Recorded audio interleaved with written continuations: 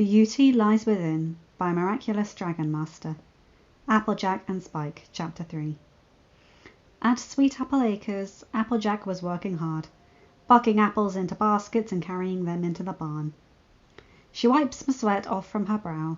In the sunlight, her blonde ponytail and pale orange skin were glowing.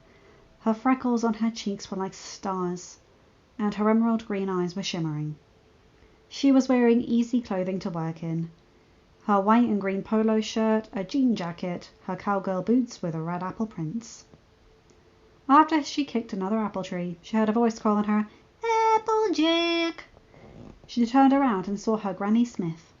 She was an elderly woman with silver grey hair tied into a bun, hazel eyes and pale green skin.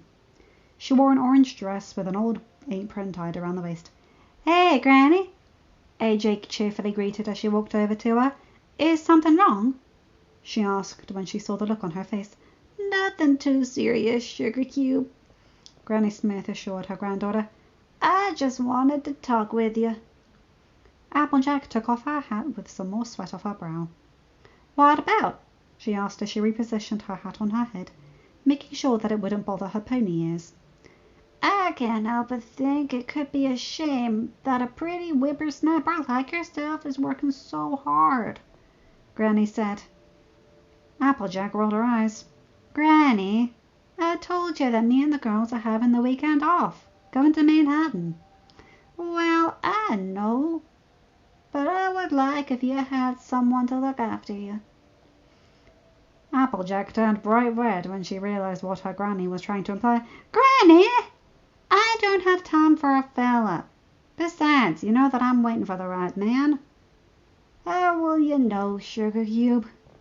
Granny Smith asked. "I just know, Granny," AJ assured her. "Anyway, it might take a while, with me working my feet off." "How long, though? I want some grandkids from you.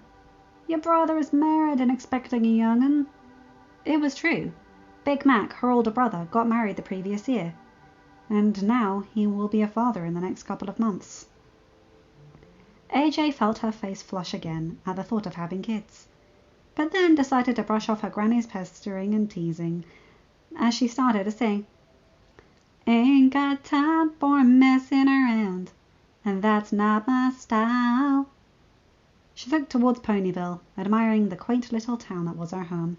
"This old town can slow you down, people taking the easy way.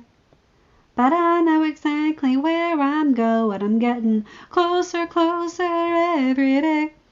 She then ran back to the apple orchard, bucking trees as she goes. When the baskets got filled with apples, she would carry them into the barn.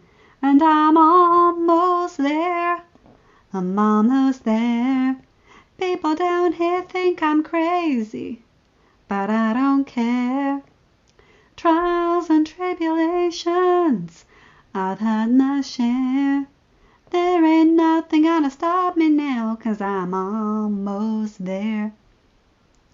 Meanwhile, Spike was just entering Sweet Apple Acres. He loved smelling the sweet and fresh scent of the apple trees.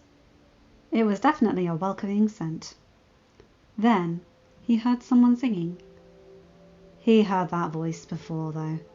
He followed it until he hid behind a tree and saw AJ working there while singing. He smiled fondly at her. His friend is such a hard worker. He then saw her turn back to Granny Smith, who was watching her buck trees at a very quick pace. "I remember once you told me fairy tales can come true. You gotta make 'em happen, it all depends on you. So I work real hard each and every day. Now things for sure are going my way. Just doing what I do. Look out, boys, I'm coming through, and I'm almost there. I'm almost there. People gonna come here from everywhere, and I'm almost there. I'm almost there." That was another thing Spike admired about Applejack. She cared deeply about her family, and when she sets her mind on something, she won't quit until the job is done. And she has a big dream where her family can have more than they could ever need to support themselves. It was definitely admirable. But as he watched her work and sing, he was beginning to feel like he was in a trance. There's been trials and tribulations, you know I've had my share, but I've climbed a mountain, I've crossed a river, and I'm almost there. I'm almost there. I'm almost there.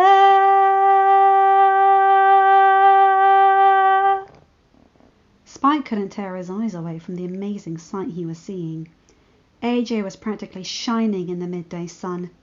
All of her features were glowing, emphasizing every detail of her, especially those green eyes.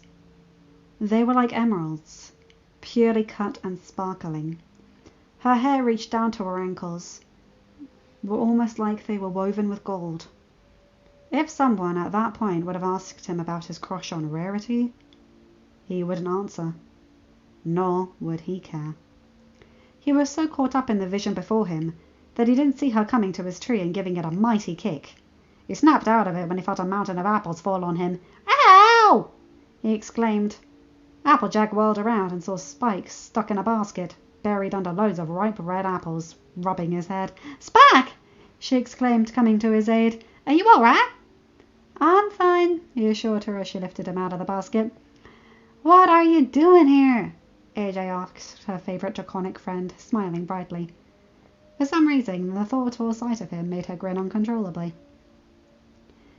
Spike flushed for a quick second at her pearl-white smile, hoping that she didn't catch him staring at her, then regained his composure. "Twilight asked me to come and get you." "Okay," she beamed even more. "How about you help me clean this up, bring these apples into the barn, and I'll clean myself up." Spike grinned. "Sounds like a plan." Applejack chuckled at his cute draconic smile. After a few minutes, the apples were stored in the barn, and AJ was clean and ready to go, with a pack over her shoulders. Then she and Spike walked over to Sugar Cube Corner. All the while, he was feeling a strange urge to hold her hand. End of chapter. Hi guys, hope you enjoyed that one. I always thought Almost There fitted Applejack, so I really like that chapter.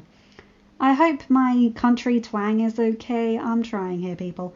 But I've always loved that song, and that was a really fun one to do. I like that the boys are sort of catching the girl singing and just staring in awe.